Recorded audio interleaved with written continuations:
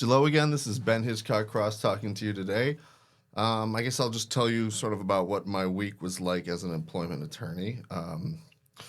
That seems to be a frequent question that comes up. So I had a lot of depositions this week in a federal court case, and I would say that's took about 80% of my brain power for the week. I had a former school board president. I had the chief legal counsel for the Wisconsin Department of Public Instruction. And then I had an alleged bad actor in a discrimination case all together. So it was 3 over 4 days, and one of them carried over, and it just basically every day except for Tuesday was a deposition, and so that was my week. All right, so what does that mean? In a federal court case, you are basically going, for my position, you're going and fighting for summary judgment.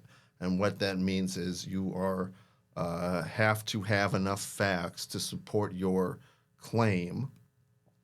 So remember, to get a claim that's not dismissed, it has to articulate a claim. You've got to allege enough facts in there that state a claim for relief.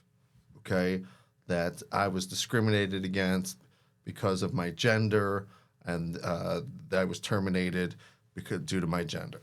Okay, so that's the claim there, but you need to get enough facts to be able to support that claim before you go to summary judgment.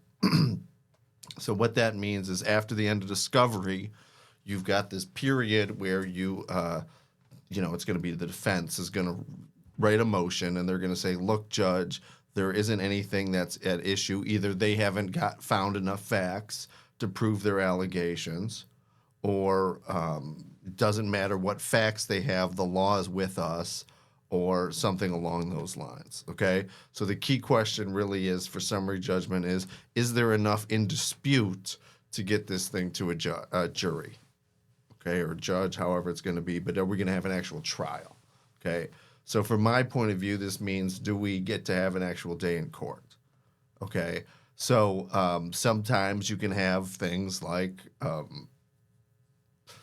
that there's basically one side makes an admission for the other side. That means that the other side wins, okay?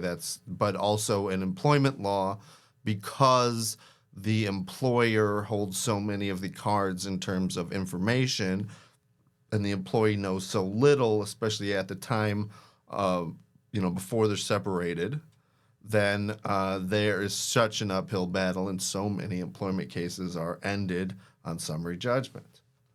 So that's a key factor. So what are we trying to do when we're deposing people?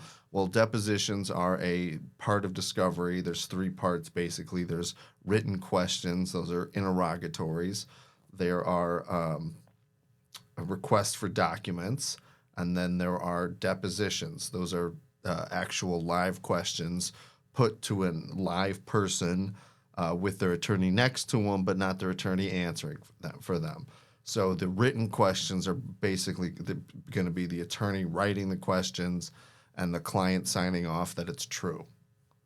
The documents, the client may never have seen them and still may never see them, and they're basically being filtered by the attorney on both sides, okay? But the deposition, why that can be so powerful, and I'm sure so many of you have seen those, what's going on there is they're either trying to preserve testimony for trial, but also they're trying to get testimony that's creating enough of a facts in dispute to convince a judge that there should be a trial.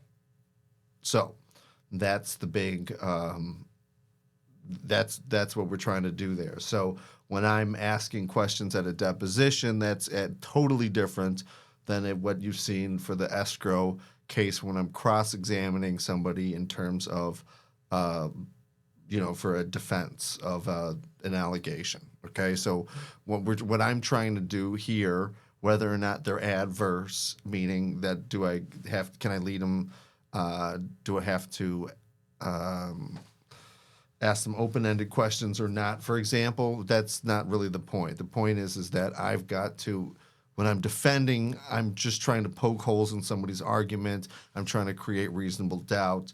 When I'm being a plaintiff, like I was doing this week, I'm trying to get enough facts out to reasonably support my claim. Okay, they may have somebody on their side who says, no, it didn't happen like that. But if I've got somebody who says, well, yes, it did happen like that, then that's up to the jury to decide what happens. Okay, so that's the key thing there. That's that big hurdle. Are there two facts? Is there some competing story here? And then but again, the employee's the one who's got to show enough to have a competing story. And usually, as we all know, the employer, the government, is largely going to be in control of the narrative unless you've got some kind of, special documents, or some special ability to get information and get your story out. So that's part of what we're trying to do here. The second big thing that comes out of all that is that every time I go to one of these things, and we're going to talk about the Department of Public Education, when I learn something new, and hopefully that I can, use with other cases, but hopefully the client is going to be in a position where they're able to share, either with everybody or with other people who are situated in such a situation here. And we learn a lot about the Department of Public Instruction, not without even trying. Meaning that there's so many things that are helpful to other cases. We're not trying to get information for other cases, but just these simple answers of questions that we've been trying to get that so many people have been, I'm sure, trying to get for years, just on how that organization is run. So I think now we have a good way to understand that, and I can't wait to share that all with you.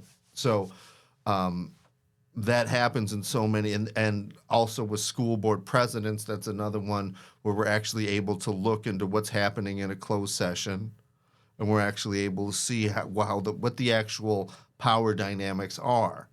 The bylaws might say that you have to have a vote and this has to happen, but in fact there might be backdoor dealings, agreements to have ahead of time before the vote. We see a lot of that. There may just be the school board president just telling people how it is, and then they get to it. The school board president may have no ability to tell the HR person what to do, but in fact that's not how it works around there. So that, I think, is also extremely fascinating, and bad actors are just always something interesting. So that's my story that's my week. Stick with us. We'll keep you informed.